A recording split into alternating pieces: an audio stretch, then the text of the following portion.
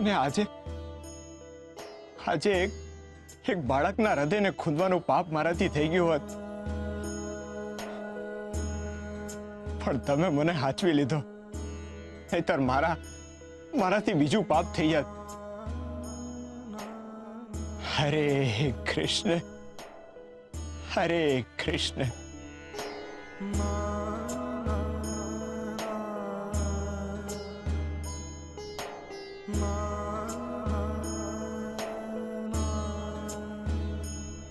તમે મારાથી દૂર થઈ ગયા એટલે આ અંધું થાય છે. તમે મારી હારે હોત ને તો આપણે રોજ મળત ને, આવું કઈ થાત નહીં. તમારું આસપાસ ના હોવું ને એ મને વિચલિત કરી દે છે ને આ ખાલીપો મારી આંખોને બીજું કઈ જોવા જ નથી દેતો. સંત સિદ્ધેશ્વરને આંખું બંધ કરતાની હારે તમે દેખાવ છો અને હું ખુલ્લી આંખે ગાંડાની જેમ હોદ્યા કરું છું. તેમ છતાંય તમે મને દેખાતા નથી. આટલું કરગરું છું તોય તમે મારો હાથ સાંભળીને મારી પાસે ન આવતા. આ દાજેલા પગની પીડા કરતા તમારા વીરની પીડા અનેક ગણી છે. આ પીડાના લીધે હું તમારી વધારે ને વધારે નજીક આવું છું. હવે મારા જીવનનો એક જ ઉદ્દેશ છે કે તમને પામવા. એ સિવાય મને કોઈ વાતમાં રસ છે ના કોઈ વ્યક્તિમાં. હરે કૃષ્ણ, હરે કૃષ્ણ.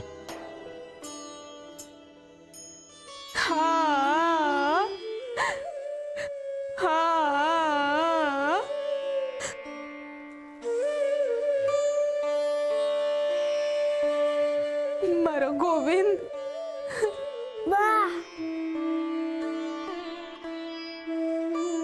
વાહ વાહ.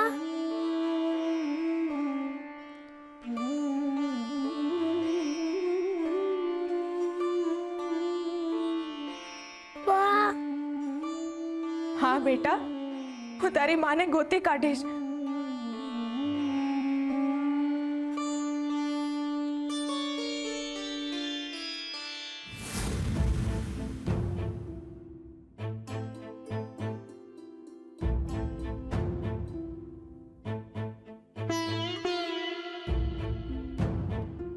આ શું થઈ રહ્યું છે નાથ? એક બાજુ ભગત કહે છે કે આ બાળકને તમે અહીંયા મોકલેલું છે, પણ હું કઈ રીતે માની લઉં કે આ બાળકને તમે જ અહીંયા મોકલેલું છે? અને જો મોકલેલું છે તો શું કામ મોકલેલું છે? મને કાંઈ ખબર નથી પડી રહી. હરી, આ બાળક એની મા વિના તડપે છે. એને જરૂર છે એની માની. આટલું નાનું બાળક મમતા ભૂખ્યું હોય અને ભગત કહે છે કે આ તમારી ભેટ છે. હું કઈ રીતે એક માંથી વિખૂટી પડેલી ભેટનો સ્વીકાર કરી શકું? હરી, મારા મનમાં ઊભી થયેલી આ મૂંઝવણનો ઉકેલ લાવો મારા પ્રભુ. આ બાળક કોણ છે? આની માં કોણ છે? મને કાંઈ ખબર નથી. પણ જો આ બાળકનો ઉછેર કરવાનો હોય, એને મોટો કરવાનો હોય તો હું પ્રેમથી કરીશ. મને ગમશે એની માં બનવું. પણ કોઈ માથી એનો જીવ છીનવીને મારા હૃદયમાં શ્વાસ નથી પૂરવા મારે. હરી, એક માથી એને દૂર કરીને એને મારી નજીક નથી કરવો મારે. જો તમે જ આ બાળકને અહીં મોકલેલું હોય તો મને એવા અણસાર આપો, એવો અંદેશો આપો જેથી મને ખબર પડે કે એનું ભવિષ્ય શું છે. એને મારે મારી હારે રાખવાનો છે કે એના ઘરે એને પગાડવાનો છે? મને અણસાર આપો પ્રભુ.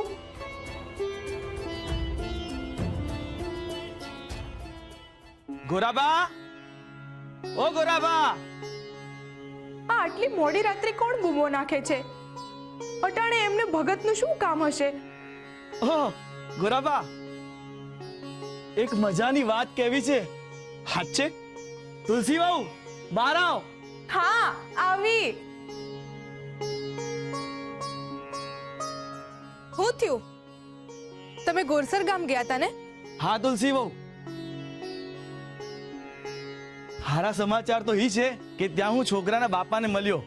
બાપાને? પણ એના બાપા તો અકસ્માતમાં. એ ગેરસમજ છે આપણી. જે ગાડા હેઠે મરી ગયો ને એ બાળકના કાકા હતા. એ બિચારા છોકરાને લઈને બાજુના ગામના મેળામાં જતા હતા અને માર્ગમાં જ અકસ્માત થઈ ગયો. અને હા, એના બાપા છોકરાને કાલે સવારે લેવા આવે છે. આજની રાત આ ઘરમાં ગોવિંદની છેલ્લી રાત છે.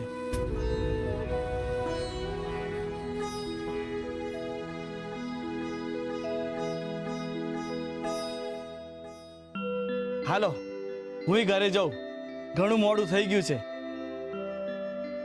હરે કૃષ્ણ. હરે કૃષ્ણ.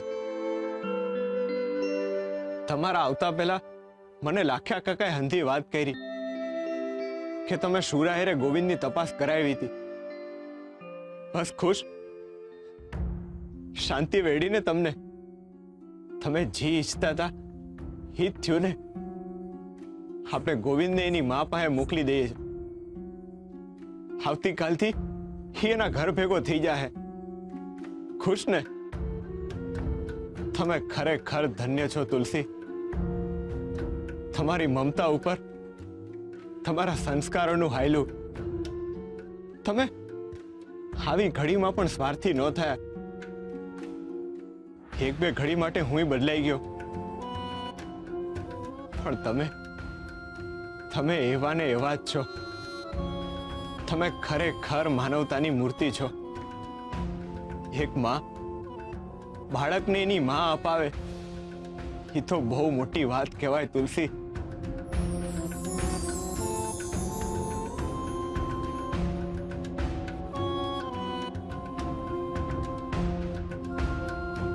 હરે કૃષ્ણ. બહુ સારું થયું કે તુલસી વહુએ શોધખોળ કરાવી.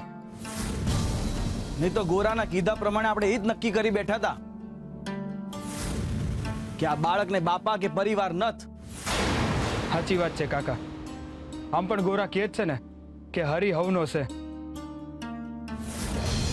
એ કોઈને અધૂરો રાખતો નથ. હા, એટલે કાલે હવારે એના બાપા એને લેવા માટે આવી પહોંચશે. સાચી વાત છે કાકા. હરિએ બાળકનો હાથ તો સાંભળી લીધો. બસ હવે તુલસી વહુને હિંમત આપે કે આ બાળકને એના બાપાને હોપી શકે. કેમ નહીં હોપે? એનું બાળક છે તો એને હોપશે જ ને. અશક્ય છે કાકા, કારણ કે તુલસી વહુ હવે આ બાળકને પોતાના બાળકની જેમ હાચવે છે. ગોવિંદના ગયા પછી આ ગોવિંદ જાણે એમના હૃદયનો ટુકડો થઈ ગયો છે. માને એકવાર માયા બંધાઈ જાય ને કાકા, એટલે મમતામાં બદલાઈ જાય છે.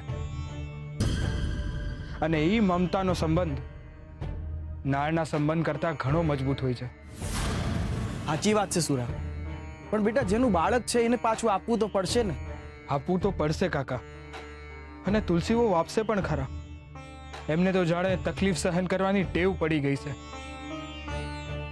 બહુ વેઠું છે તુલસી વહુએ હમણાં. પેલા ગોવિંદના મૃત્યુની પીડા, પછી ગોરાના મૃત્યુ દંડની વેદના, અને હવે આ બાળકનો વિયોગ.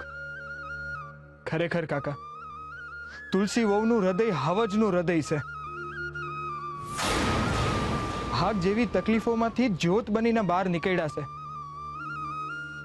ધન્ય છે તુલસી વહુ, ધન્ય.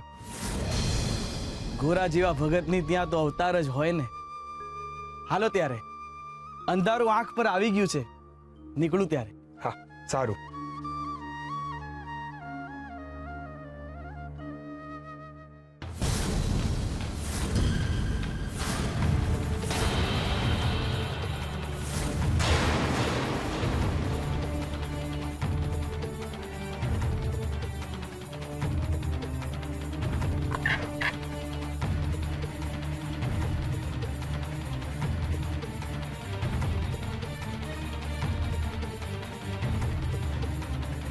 ઘરે આવ્યા ઓરા અને તુલસીના બે મોઢે વખાણ.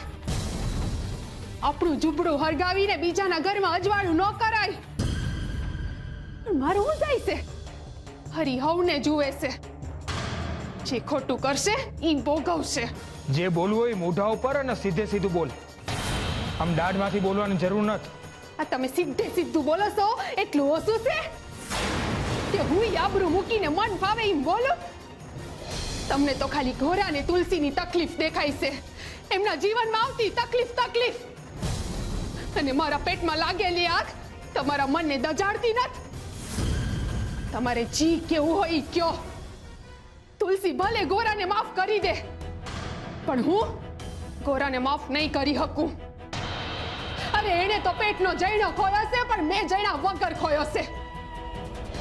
મારા હૈયાને પીડા આપનારને હું કોઈ રીતે માફ નહીં કરી શકું. મીઠી, તારું મન છે કે પટારો? તું હજી એકની એક વાત લઈને બેઠી છે. તું આમ ને આમ તારા મનમાં ભૂતકાળને લઈને બેહીશ ને તો એ ભૂતકાળ તારા મનને ઉધઈની જેમ કોરી ખાય. હુકમ ન લઈને બેહું? આ ગોરાએ મારી આખી જિંદગી બગાડી નાખી છે, બરબાદ કરી નાખ્યું છે મારું જીવતર. મીઠી, તું આમ ને આમ કકડાટ કરશે તો આ ઘરમાં બાળકનો કલરવ કઈ રીતે સંભળાશે? કકડાટ? મારો આટલો કકડાટ તમારા મન પર અસર ન કરી શક્યો ને તમારે કલરવ સાંભળવો છે? હવે હું આખી જિંદગી વાંજણી રહીશ, ત્યારે જ તમને મારા મનની પીડા સમજાશે. પણ તને તારી પીડા મને હમણાઈને કરવું છે હું કામ ખોટા ઉપાડા લેસ હતા ને? કારણ કે તમે ગોરા અને તુલસીનો ભાર મનમાં ઉપાડીને હાલો છો. ઈ બેને મગજ અને મનમાંથી દૂર કરી નાખો. એમનો ભાર ઉપાડીને હાલશો ને તો આપણા જીવનનો ભાર હળવો નહીં થાય. અરે થોડા સ્વાર્થી બનો, સ્વાર્થી, ત્યારે જ આપણા જીવનનો અર્થ સરશે.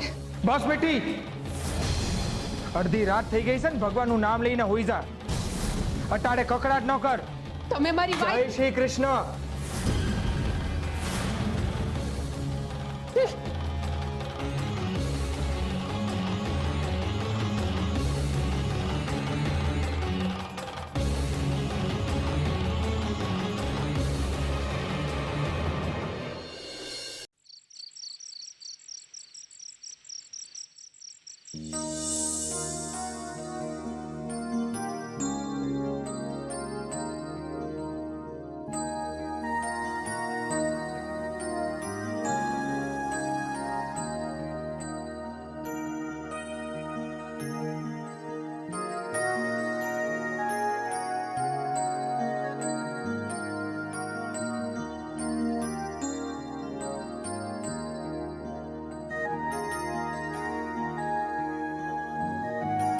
હારા સમાચાર તો ઈ છે કે ત્યાં હું છોકરાના બાપાને મળ્યો, જે ગાડા હેઠે મરી ગયો ને એ બાળકના કાકા હતા. અને હા, આજની રાત આ ઘરમાં ગોવિંદની છેલ્લી રાત છે.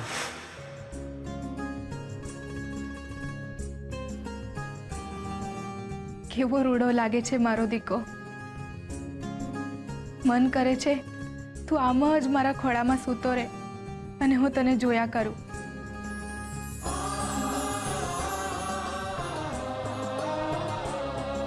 મારો દાયો દીકો આજે 1 વર્ષનો થઈ ગયો નહીં? ખૂબ ખુશ રહો અને ખૂબ જીવો. સમય પણ કેટલો જલ્દી વીતી ગયો, ખબર ય ન પડી. પણ તું જલ્દી મોટો ના થઈ જતો, ક્યાંક તું મને ને તારા બાપાને ભૂલી જાય તો?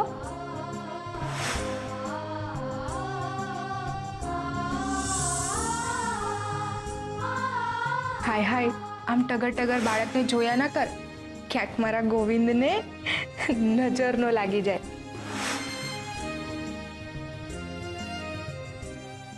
આમ ના જો તુલસી, નહીતર તારા દીકરાને તારી જ નજર લાગી જશે.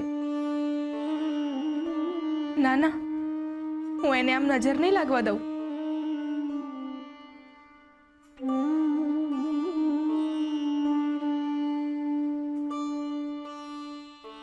હરી તને હાચવે મારા દીકા. કાલે હવાર પડતા જ મારો દીકો મારાથી દૂર થઈ જશે.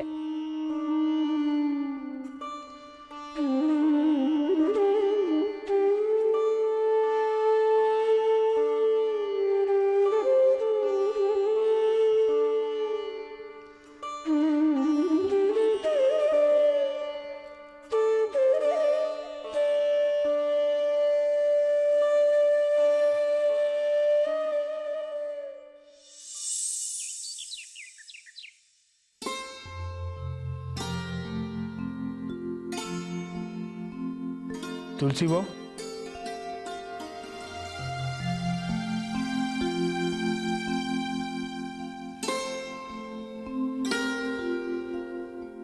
તુલસી બહુ,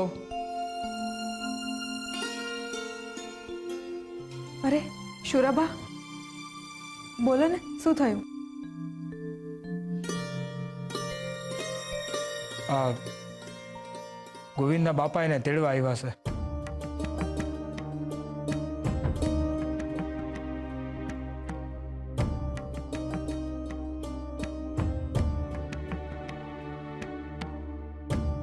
આપણે એને આપવું તો પડશે ને. લઈ જાઉં?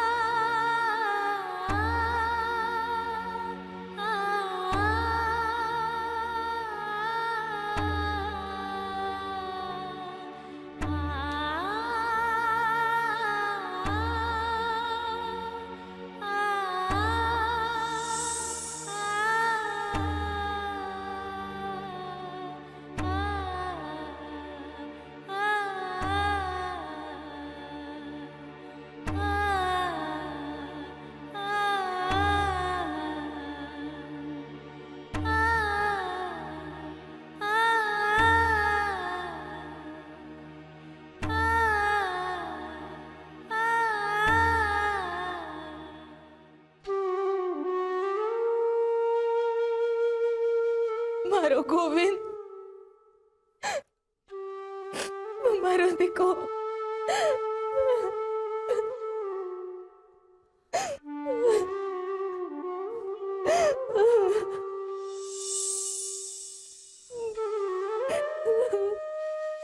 મારો ગોવિંદ.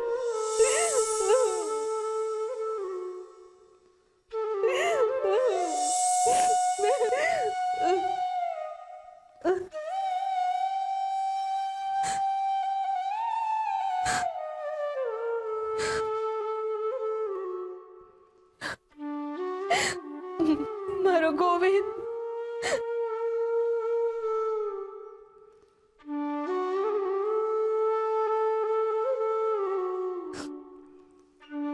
મારો ગોવિંદ.